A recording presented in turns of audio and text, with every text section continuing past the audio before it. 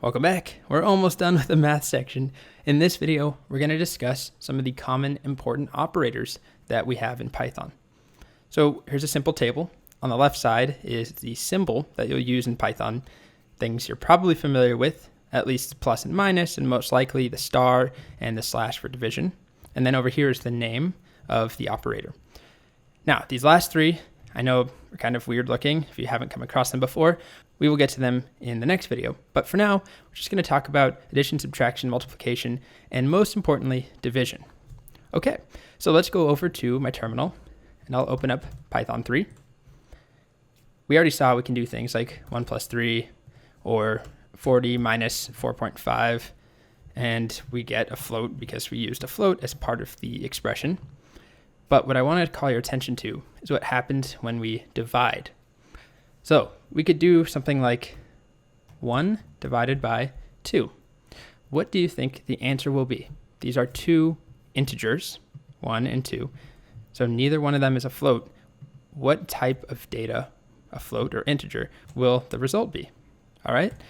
And look at that. It's a float.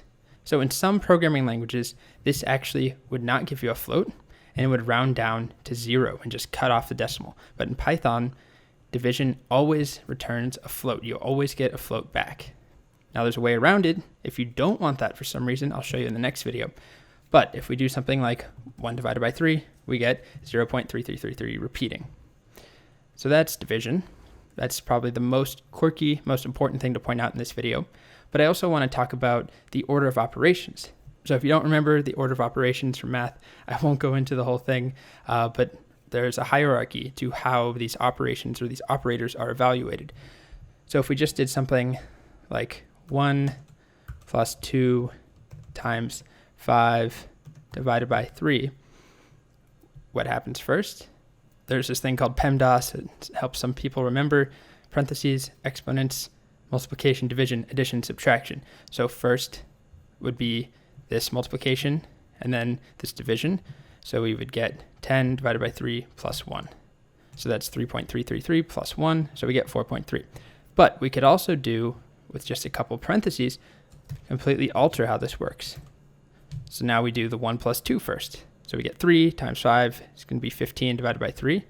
And the answer this time is 5.0.